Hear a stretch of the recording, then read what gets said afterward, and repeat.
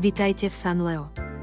Toto podmanivé stredoveké mesto, posadené na vrchole 600 metrov vysokej skaly v talianskom regióne Emilia-Romagna, šepká príbehy o dávnych bitkách a úchvatnej kráse. Korunovačným klenotom San Lea je nedobytná Fortezza di San Leo.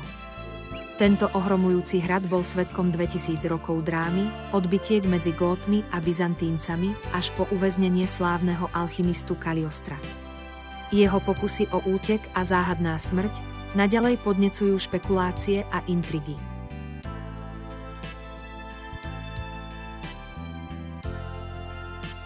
Dante tiež zväčšnil San Leo vo svojej božskej komédii, kde bol gróf Ugolino della Gherardesca vyhladovaný na smrť so svojimi synmi a vnukmi v neslávne známej veži hladu.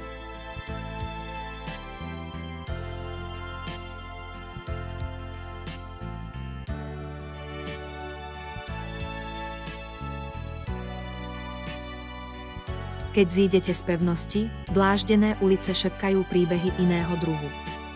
Sú lemované románskymi pokladmi ako Pieve a Duomo. Ich oblúky a fresky svedčia o ranej kresťanskej duši mesta.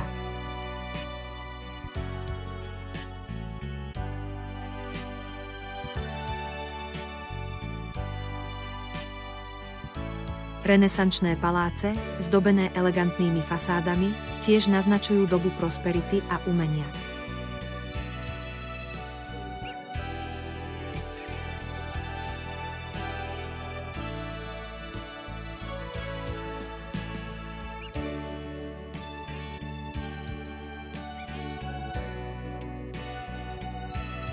San Leo je miesto, kde história šepká z každého kúta, a úchvatné výhľady vám vyrazia dých.